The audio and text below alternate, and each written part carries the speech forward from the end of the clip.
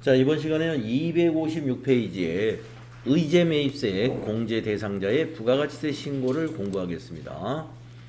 우리가 앞 시간에서 임대 사업자의 공급 부가가치세 신고서 부가가치세 신고 관련 즉 그 간주 임대료를 중심으로 해서 정리를 했죠. 그 문제 잘 나오지만 이 또한 시험 문제 잘 나옵니다. 의제 매입세액 공제 대상자의 부가가치세 신고 관련한 공부도 잘 해두셔야 TAT 2급 시험 준비가 잘 됩니다.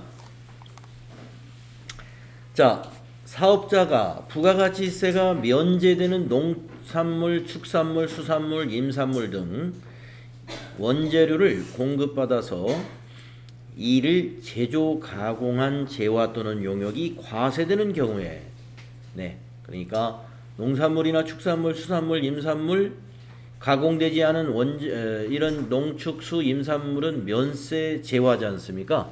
이러한 면세 재화를 원료로 해가지고 가공한 재화가 과세가 되는 경우가 있단 말이에요.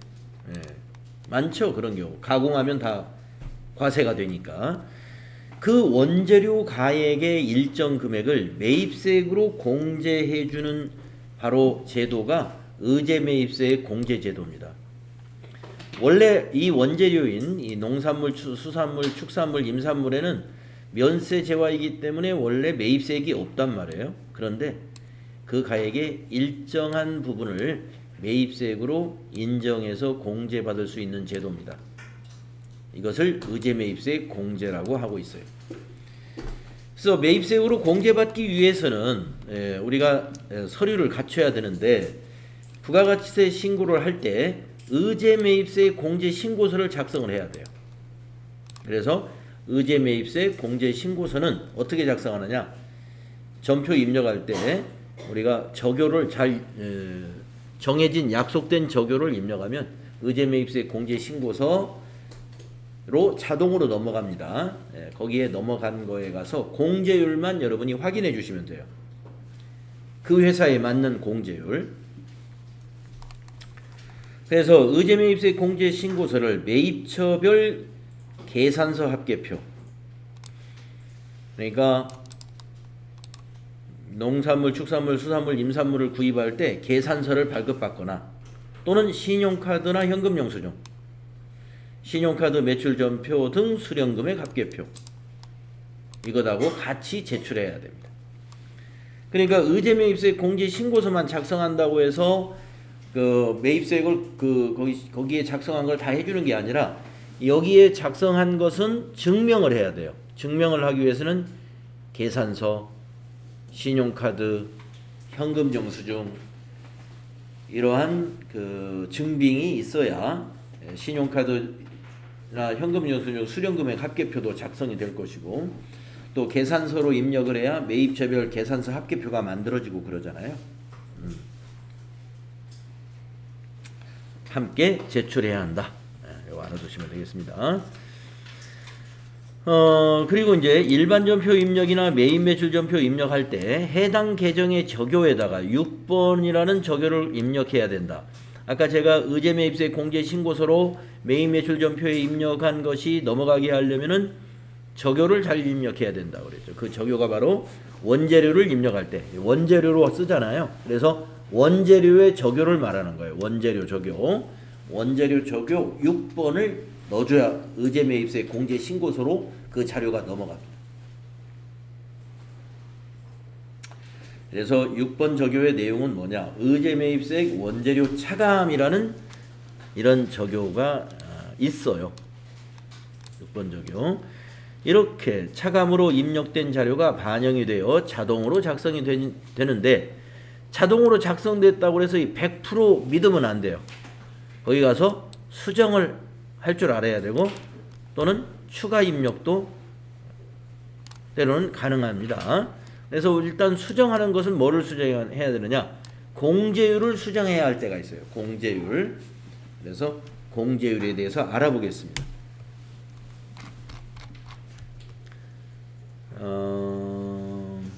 다음 페이지 보시면 이제 이 의제매입세 공제 관련된 증빙을 이제 입력할 때는 계산서는 53번이겠죠.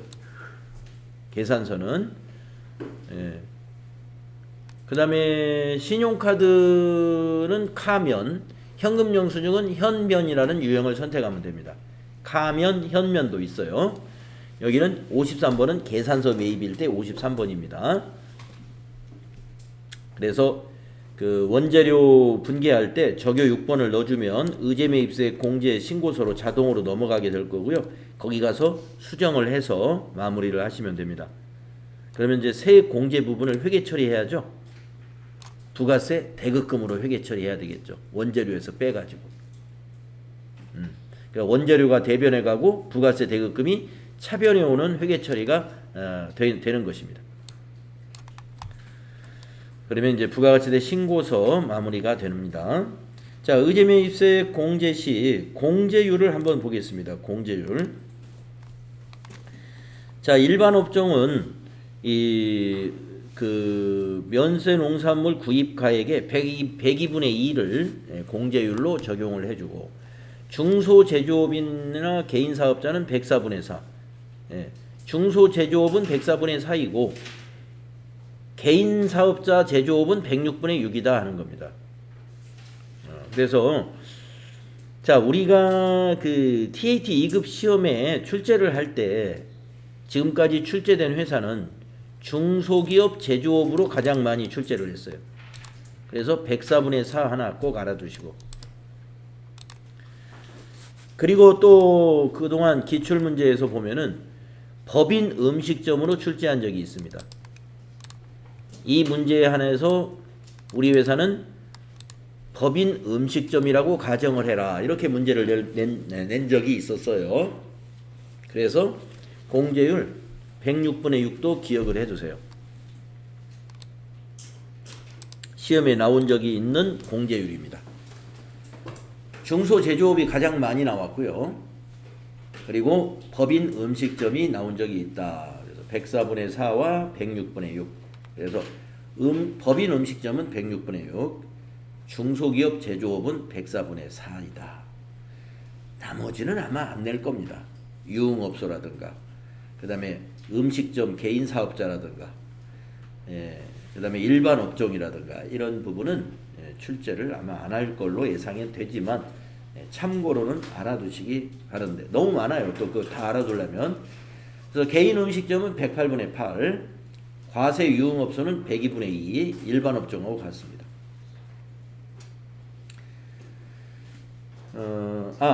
제가 아까 여기 괄호 속에 있는 거, 제가 이게 개인 사업자를 106분의 6이라고, 죄송합니다. 이거 개인 사업자가 아니고 지금 이 중소 제조업과 개인 사업자 모두 104분의 4입니다. 104분의 4. 중소 제조업과 개인 사업자. 그런데 이 괄호 속에 있는 건 뭐냐면은 여기 설명이 나오죠. 최저 소비 대상 개인 제조업자 과자점이 제과점일 거예요. 제과점. 도정업, 방앗간, 떡방앗간 같은 데도 여기 해당이 되고, 제분업, 이것도 방앗간이죠. 이런 데는 106분의 6이라는 얘기입니다. 최종 소비자를 대상으로 하는 개인 제조업은 106분의 6이다. 그러니까 뭐 개인 사업자가 거의 거기에 해당이 되겠네요. 근데 106분의 6으로는 이런 개인 사업자 뭐 과자점이라든가 제분업이라든가 이런 걸로는 안 나오겠습니다만은 요게 이제 106분의 6이라는 얘기고요. 그다음에 요 별 두 개 있는 109분의 9가 뭔가 봅시다.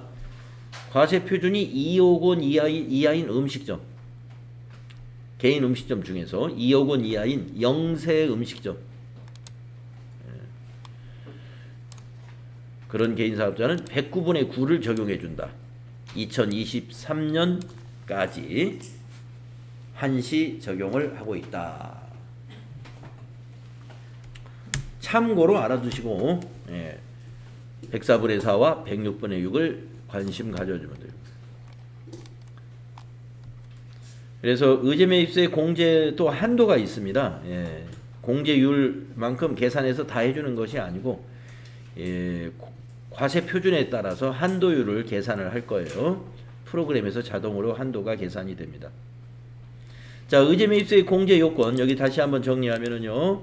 사업자로부터 면세 농산물 등을 공급받았잖아요. 그러면 사업자로부터 받았을 때는 반드시 증빙이 있어야 돼요. 계산서, 신용카드 매출연표, 현금 영수증. 예. 사업자로부터 면세 농산물이나 수산물, 임산물 구입했다. 그러면 이 세 가지 중에 하나를 반드시 받아서 매입 매출연표 입력할 때 이걸 반영을 해줘야 되고. 근데 만약에 농민으로부터 아니면 어민으로부터 농민에게 직접 농산물을 샀어요. 아니면 어민으로부터 직접 수산물을 샀습니다. 그러면 사업자가 아니기 때문에 계산서 발급 못하죠. 또 신용카드나 현금 영수증 개인은 발급 못하는 거죠. 그래서 농어민으로부터 직접 공급받은 경우는 공급자의 인적사항이 기재된 계약서를 인정을 해주는데 일반 과세 음식점 업자는 제외. 음식점은 해당되지 않는다 하는 얘기입니다.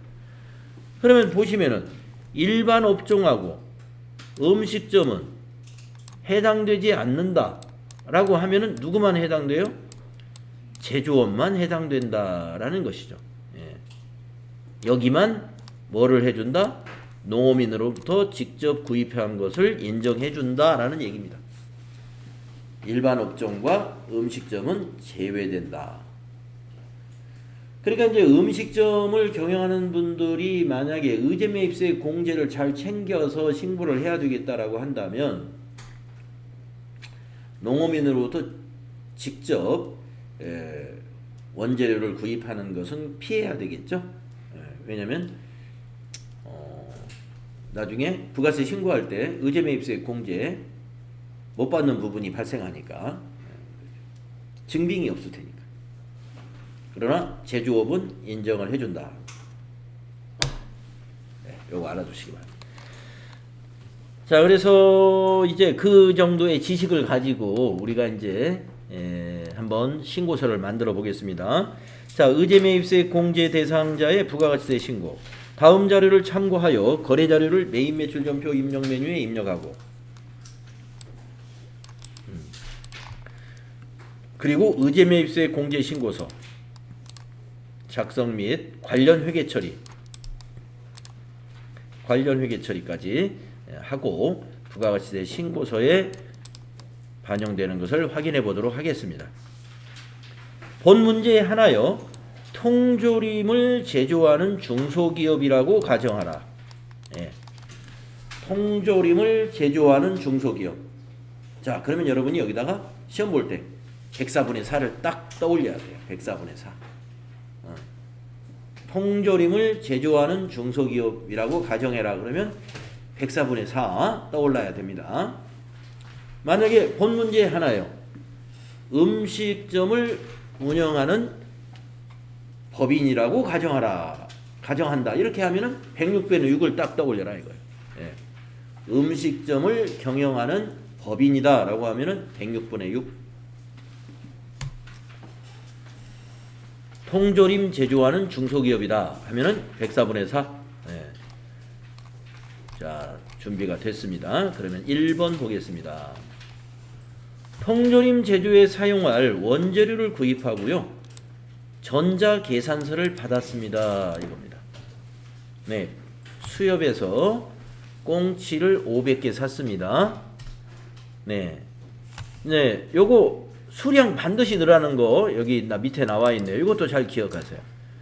의제매입세 공제 관련한 매입 매출전표를 입력할 때는 지금까지 우리가 그 증빙에 있는 수량을 입력을 안 한 적이 한 번도 없습니다만은 특별히 우리 세금 계산서나 계산서 보고 수량 있으면 꼭 입력했었죠.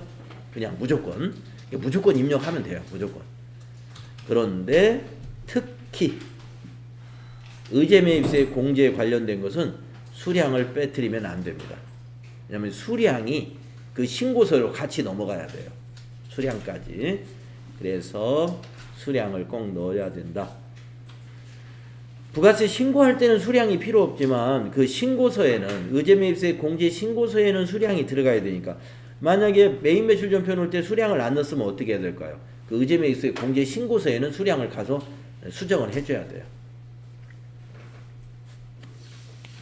자, 그러면 입력해 보겠습니다. 자, 꽁치를 가지고 이제 통조림 만들려고 꽁치를 산 거예요. 수협에서. 그래서 면세기 때문에 계산서 받은 겁니다. 자, 9월 11일 메인 매출 전표 입력합시다.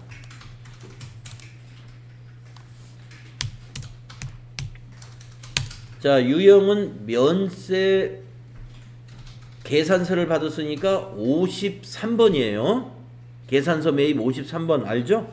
53. 품명은 꽁치. 수량을 거기 있는 그대로 넣어주는 거예요. 예, 계산서에 있는 수량 500개. 단가 7,000원. 공급가액 350만원 맞네요. 거래처 평화. 수협. 전자계산서도 1번 해주는 거죠. 전자세금 1번. 자, 밑에 계산을 보니까 외상과 현금이 섞여 있네요. 혼합 3번 혼합. 자, 원재료 350만원 여기에 적요를 꼭 넣어라 이거예요. 여기 원재료 여기 적요 있죠? 더블 클릭 해보세요. 적요 코드를. 그러면 이 팝업으로 적요가 보이는데 여기 6번 있습니다. 6번 의제매입세 원재료 차감. 네. 부가는 이 부가세 대급금으로 차감할 거다 이거야 앞으로. 그러니까 여러분이 앞으로 회계 처리할 것까지 여기서 떠올리시면 돼. 아, 의제매입세 원재료 차감 부가 원재료에서 빼가지고 부가세 대급금으로 회계 처리한다더라 나중에. 근데 얼마 할지는 좀 이따 거기 서류에 가봐야 나와요. 얼마를 해야 할지. 자, 확인. 그 다음에 내려와서 두 번째 줄에 대변에 101번 현금이 50만원. 또 내려와서 대변에 외상이니까 뭐예요? 외상이면 매입이니까 예, 외상 매입금이죠. 251. 예. 외상 매입인데 외상 매출금 이렇게 하면 안 돼요. 네, 300만원. 외상 매입금이죠. 매입건이니까. 그래서 거래처는 평화수협으로 코드가 걸리면 됩니다. 그러면 이제 메인 매출 전표 한 건 입력했습니다. 근데 밑에 보니까 두 개가 더 있어요. 그래서 그 밑에 있는 걸 또 보겠습니다. 두 번째, 통조림 제조에 사용할 원재료. 이번에는 정어리네요. 50상자. 를 강남마트에서 구입하고 BC카드로 결제했네요. 네, 이렇게 BC카드는 사업자에게 증빙에 해당이 되잖아요. 그러니까 메인 매출 전표에 입력을 합니다. 만약에 여러분이 이 문제가 이 강남마트에서 샀는데 밑에 그냥 영수증을 했어요. 그냥 영수증. 그러면 요거 입력 메인 매출 전표에 입력하면 안 돼요. 그냥 일반 전표에 원재료 회계 처리만 해줘야 돼요. 왜냐? 의제매입세 공제 못 받는 건이니까. 왜 못 받죠? 네, 우리가 지금 제조업이잖아요. 네, 제조업에서 의제매입세 공제를 받으려면 사업자로부터 샀으니까 계산서나 현금 영수증이나 신용카드 매출 전표나 또는 농민에게 직접 어민에게 직접 샀으면 구매 계약서나 이게 있어야 돼요. 그런데 영수증을 붙였다? 영수증은 안 됩니다. 영수증은. 그래서 만약에 딱 영수증이 있어요. 그러면 이거는 그냥 일반 전표에 가가지고 차변의 원재료 만약에 현금으로 샀다. 대변의 현금. 그냥 요렇게만 입력해 주면 되고 거기에 적요도 넣을 필요 없어요. 예, 적요를 넣으면은 공제 받는 것으로 넘어오니까 적요 6번 적요 넣지 마시고 원재료 회계 처리만 해줘라 하는 겁니다. 자, 이거는 적격 증빙이에요. 그래서 9월 12일로 입력합니다. 메인 매출전표에 입력해야 하겠습니다. 자, 메인 매출전표 9월 12일. 자, 유형에서 보시면 카드로 샀는데 면세 재화를 산 거잖아요. 58. 58번이 카면이라고 있습니다. 네, 그래서 58 카면 카드사 선택해 줍니다. BC카드 확인. 품명에는 정어리, 수량은 50상자, 단가는 그냥 지나가셔도 돼요. 공급가액은 100만원인가요? 1000만원인가요? 예. 이게 카드 매출 전표가 콤마가 안 붙어 있고 이렇게 돼 있어 가지고 숫자 정확히 잘 보셔야 돼요. 100만원입니다. 1 플러스 엔터. 거래처는 강남마트. 전자세금은 아니니까 지나가시고. 분계는 카드 분계죠. 4번.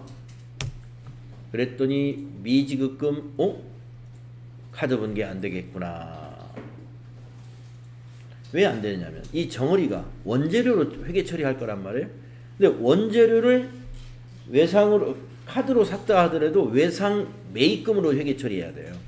근데 카드 분계했더니 미지급금으로 돼 있어. 안 바뀌어. 이게 외상 매입금으로. 예. 그래서 이거를 외상으로 분계합니다. 자, 분계를 2번 외상으로 하고 또 주의해야 될 거. 외상으로 하면은 외상 매입금으로는 됐는데 거래처가 강남마트예요. 고쳐야죠. 네. 이런 것들이 여러분 조심해야 될 것들이에요. 그래서 여기를 카드사로 바꿔줍니다.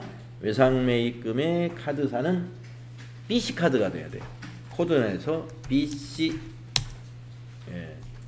이런 걸 조심하시고.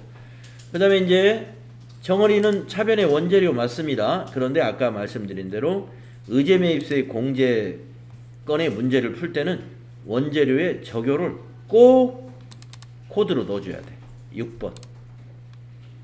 의제매입세액 원재료 차감 가로 열고 부가 확인 해줘야 된다. 네, 밑에 분계 헷갈릴 수 있습니다, 여러분. 네, 그냥 카드 분계하고 그냥 무심코 계정 과목 확인 안 하고 넘어가 버리고 원재료의 요 6번만 요것만 하고 갔다. 그러면 이거 감점 됩니다. 아니, 감점이 아니라 이 분계는 틀린 거예요. 거래처만 틀린 게 아니라 계정 과목이 틀렸잖아요. 외상 매입금인데 미지급금으로 돼 있잖아요. 아까 틀린 거예요. 그건 감점 처리가 아니라. 그래서 외상으로 하시고 거래처 외상으로 해서 외상 매입금까지는 맞았어요. 그 다음에 적요까지 넣었어요. 근데 외상 매입금의 거래처를 강남마트로 그대로 두었다. 안 고치고. 그럼 그건 감점이 되겠네요. 거래처가 틀리는 부분은 감점 처리를 하더라고요. 자, 외상 매입금 BC카드로 바꿔야 됩니다. 자, 이 부분을 천천히 잘 하시면 돼요. 자, 그러면 정어리 이제 해결됐습니다. 다음에 그 옆에 있는 거 보겠습니다. 세 번째 거 있는데 통조림 제조에 사용할 원재료를 어민으로부터 직접 구매했네요. 사업자가 아니죠? 근데 만약에 우리 회사가 식당이라면은 이거는 이건 입력해서는 안 돼요. 메인 매출 전표에 입력하지 말고 일반 전표에 그냥 원재료 처리만 해야 돼요. 근데 우리는 제조업이죠.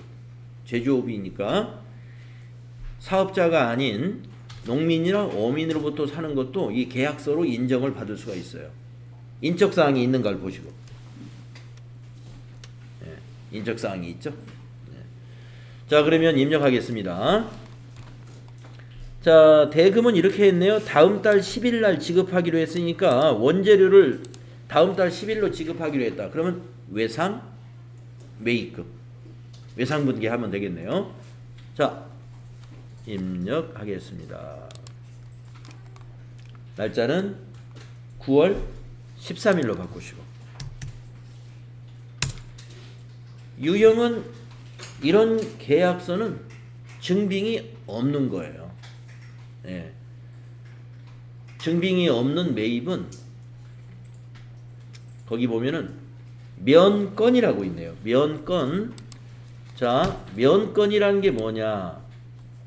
면세 재화를 증빙 없이 매입했다 해서 면건. 네. 우리가 앞에서 그 간주 임대료 입력할 때 증빙이 없는 매출이다 그래가지고 14번 건별 유형으로 입력했던 거 앞 시간에서 기억나시죠? 이 건자 붙은 게, 이 건, 무슨 건 붙은 게 증빙이 없다는 뜻이에요. 그래서 매입 쪽에 있는 60번 이 면건이 뭐냐? 지금처럼 농민이나 어민으로부터 직접 사면서 증빙 대신에 이런 공급 계약서라든가 이런 걸 가지고 입력할 때는 면건으로 입력해야 됩니다. 자, 새로운 유형 지금 많이 나옵니다. 자, 60번 면건 품명에는 거기 고등어네요. 수량 90상자 꼭 입력해 주시고 공급가액에 180만 원이죠. 1800 플러스. 거래처는 박어부.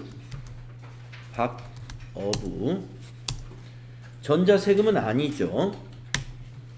분계는 외상으로 해야 돼요. 2번 외상. 뭐 혼합으로 해도 상관없고, 외상이 더 쉽겠죠. 외상으로 한 다음에 대변은 외상매입금 박어부. 고칠 것이 없네요. 차변은 원재료. 그런데 원재료 의제매입세 공제 적용해야 되니까 적용. 코드를 더블 클릭해서 6번 해주셔라.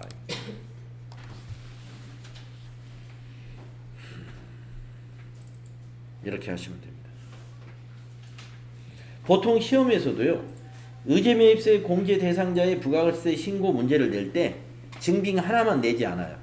두세 개를 넣을 거예요. 두세 개.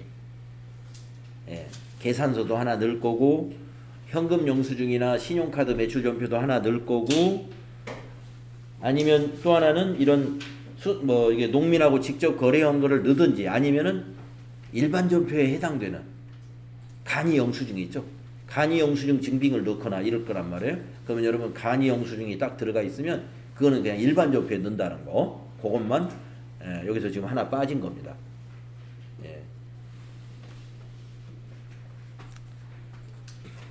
그러면은 이제 매입 매출 전표에 입력을 잘 했으니까 그 부속 서류 확인해 보도록 하겠습니다. 자, 그래서 전체 메뉴에 나가 보시면은 여기 부속 서류 중에 의제 매입세의 공제 신고서라는 거 여기로 3건이 넘어와 있어야죠. 자, 클릭하시고 이것이 지금 기간이 어떻게 되느냐, 9월 거니까 7월부터 9월로 작성합니다.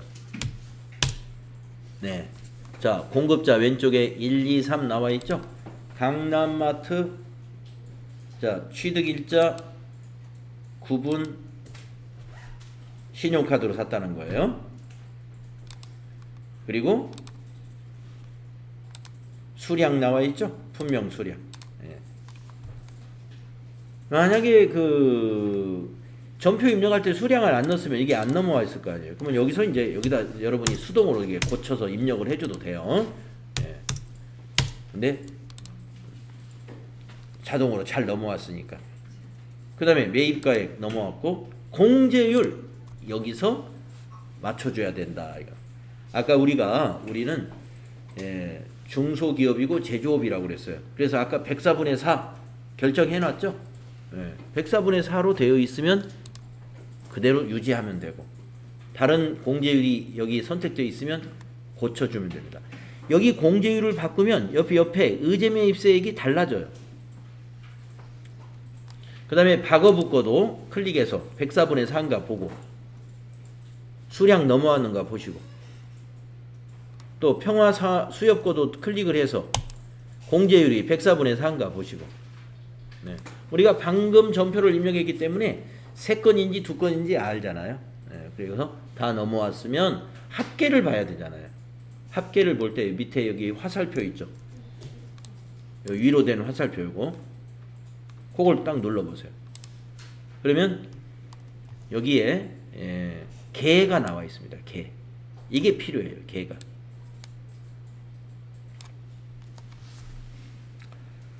그래서 의제 매입세액에 개가 필요한 겁니다. 의제 매입세액의 개가 뭐냐면은 우리가 입력했던 그 면세 구입가액에다가 104분의 4를 적용해 가지고 계산된 세 건의 합계.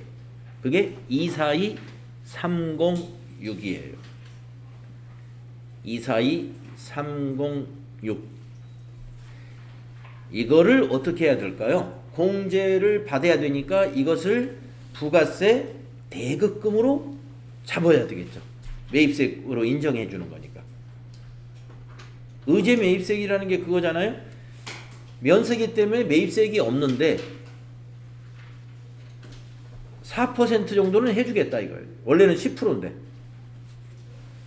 그래서 242,306원을 여러분이 메모를 해둬야 됩니다.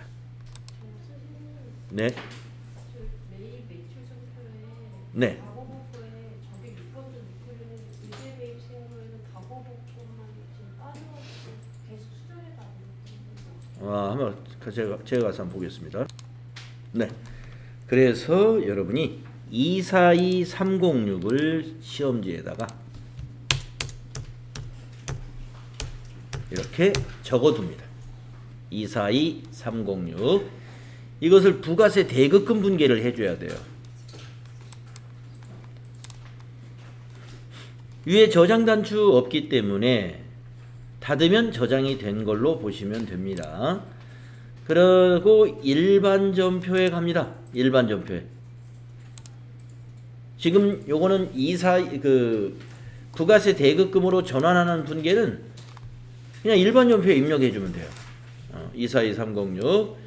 그래서 일반 전표에 과세 기간의 종료일. 지금이 요건이 지금 전부 다 날짜가 9월 자료란 말이에요. 그러면 9월 30일로 2기 예정 과세기간 종료일 9월 30일로 분계를 해줍니다. 자, 차변에 부가세 대급금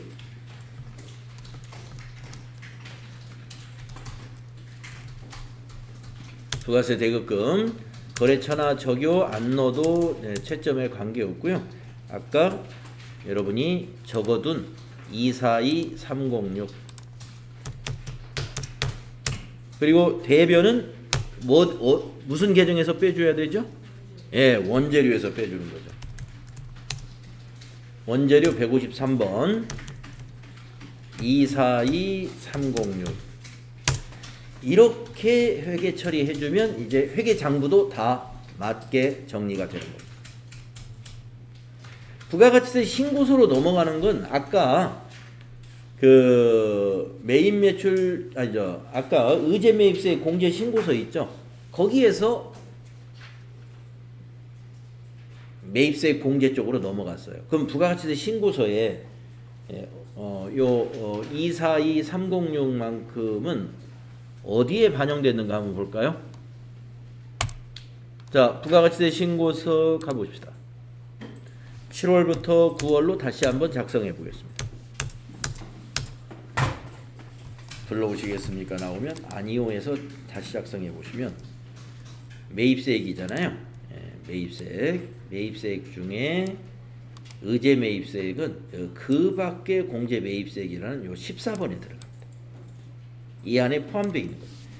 그러니까 요 14번에 들어가는 매입세액들이 뭐냐면 의제 매입세액 방금 이것도 들어가지만 신용카드, 현금 영수증 이것도 여기에 포함됩니다.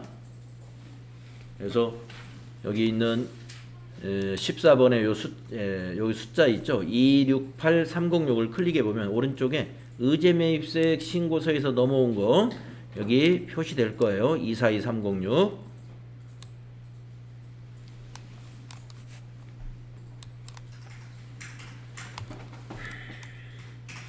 그리고 이제 시험 볼 때는 저장하고 이거 닫아 주시면 된다 그랬죠?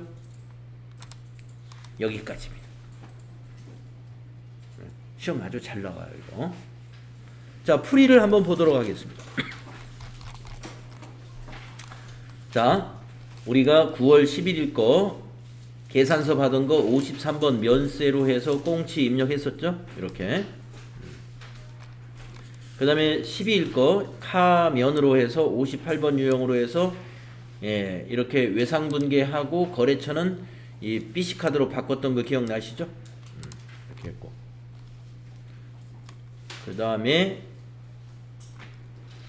9월 13일 거는 면건으로 했죠. 농어민과의 거래 60번 면건. 그리고 박업으로 거래처 해주고 외상분계하면 건드릴 거 없었죠. 그리고 적요는 6번 역시 넣어줘야 됐습니다. 의제매입세 공제신고서에 가면은 이렇게 작성이 되어 있었습니다. 공제율이 104분의 4인가를 확인했고요. 그 다음에 밑에 화살표를 눌러서 이 개를 확인했습니다. 242306. 그걸 메모했다가 일반 전표로 와가지고 과세기간 종료일인 9월 30일자로 날짜를 입력해서 차변의 자산증가 부가세 대급금 242306, 대변의 원재료 자산감소 242306, 원재료라는 자산에서 빼가지고 부가세 대급금 매입세 공제받는 것으로 처리한 거예요. 이때 타계정 대별의 원재료에 타계정 대체 8번 적용은 입력하지 않아도 의제매입세 공제건에 대해서는 원가계산 원재료니까 원가계산이겠죠? 원가계산에 영향을 미치지 않습니다. 자동으로 처리를 해주니까. 그리고 부가세 신고서에 그 밖에 공제 매입세액의 14번에 이렇게 반영이 됐죠. 네. 자, 우리가 지금 이 부속 서류 중에서 지금 이렇게 임대사업자에 대한 신고라든가 그 다음에 이렇게 의제매입세 공제 신고라든가 이런 거는요, 여러분 실제 시험에서도 한 문제 나오잖아요. 그러면 한 문제가 8점 내지 9점으로 나와요. 하는데 시간이 많이 걸리지 않습니까?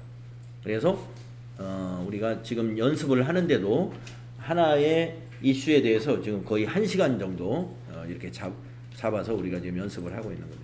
실제 시험에서도 이게 배점이 8점 아니면 9점으로 출제를 합니다.